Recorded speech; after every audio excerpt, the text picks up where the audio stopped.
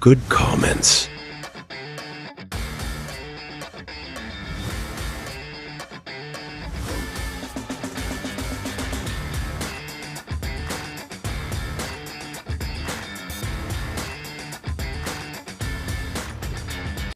عودة رومان رينز. رومان رينز يا رجالة من أفضل العودات في تاريخ الدبليو دبليو اي لما رجع في 2020، ودلوقتي نفس النظام هيتكرر بس بالشخصية الفيس وبعودة جامدة جدا على سولو سكوا.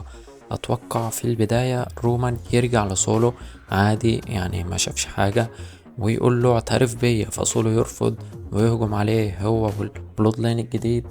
وعودة الروك مرتبطة بعودة رومان رينز زي ما بقول لكم كده، لأن الروك هو السبب الرئيسي في حكاية البلود لاين بعد كده، ممكن بعد الرويال رامبل.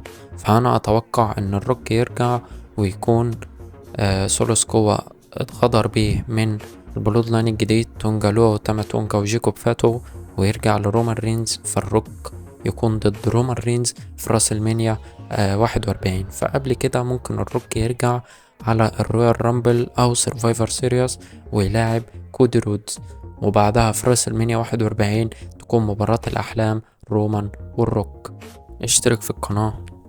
ودي كانت عودة الروك ورومان رينز. يلا بينا نشوف ايه العودة اللي بعدها.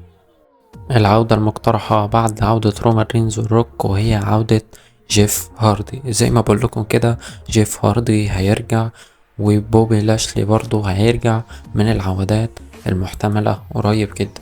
طبعا بوبي لاشلي في إصابة وهيرجع رجعة قوية جدا عشان يستعيد نفسه من تاني، واحتمال كبير ينفصل الفريق بتاعه هو وستريت بروفيتس، وده أحسن ليه والستريت بروفيتس في السيناريوهات وكده. ممكن نشوف بوبي لاشلي بياخد فرصة على لقب العالم مثلا، بما ان كودي رودز في سماك داون. جولبرج ممكن احتمال كبير يرجع برضه، زي ما بقول لكم كده جولبرج هيرجع. ليه هيرجع؟ لانه مصمم له سيناريوهات جامدة جدا. جولبرج ال WWE محتاجة حد زيه دلوقتي في الفترة الحالية، وهو شايفين نسخة منه دلوقتي وهو برون بريكر، فجولدبرج احتمال كبير يرجع. بروك ليسنر من العودات الواحد متشوق لها جدا جدا جدا، ومحتاجين انها ترجع عودة بروك ليسنر. بروك ليسنر برضو WWE محتاجاه جدا الفترة دي زي جولدبرج، وبرضه هيكون إفادة كبيرة جدا. هيدخل طبعا في سيناريوهات وعداوات كتيرة وممتعة جدا، لأن بروك ليسنر لما بيدخل في عداوة بيحليها جدا جدا.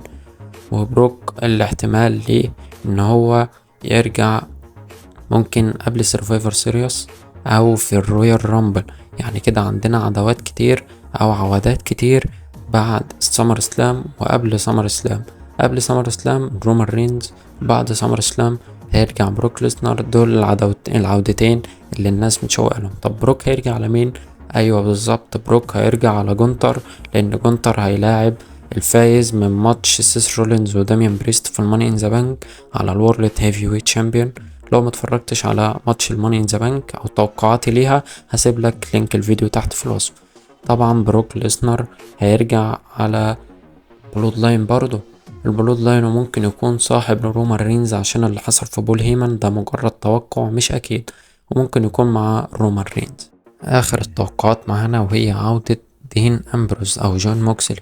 العودة دي هتفيد الدبليو دبليو اي جدا في السيناريوهات، لان هو ليه اخوة في الدبليو دبليو اي، ذا شيلد، سيس فريكان رولينز ورومان رينز. وطبعا رومان رينز هيرجع وسيس رجع، فما تبقاش غير دين امبروز.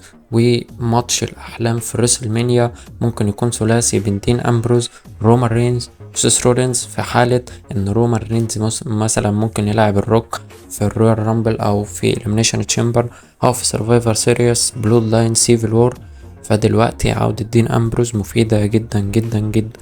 ومن العودات المفيدة برضو هي عودة جيمي اوسو، هيفيد قصة البلود لاين جدا جدا، لان رومان لما يرجع هيلاقي جاي بس مش هيلاقي جيمي. فانا بتوقع في فيديو الماني ان ذا بانك اللي هسيبهولك تحت في الوصف ان جيمي هيرجع في الماني ان ذا بانك ويساعد جاي انه ياخد الشنطة، وبكده يرجعوا مع بعض. فيرجع رومان رينز يلاقيهم هما الاتنين مع بعض، وهتكون حاجة جدا جدا حلوة لرومان رينز وللبلود لاين. فلما يرجع جاي وجيمي ممكن يتدخلوا في عداوة مع سولو سكوا والبلود لاين الجديد على ما رومان رينز يرجع. وبكده اضافوا اضافة حلوة بعودة جيمي ومساعدته لجاي وكل ده للبلود لاين الجديد. ولما يحصل تفكك او حاجة في البلود لاين الجديد اكيد سولو هيرجع لهم، وكده البلود لاين مكمل معانا لان رومان مش. متنساش تقولي رأيك في الكومنتات، متفق ولا مختلف.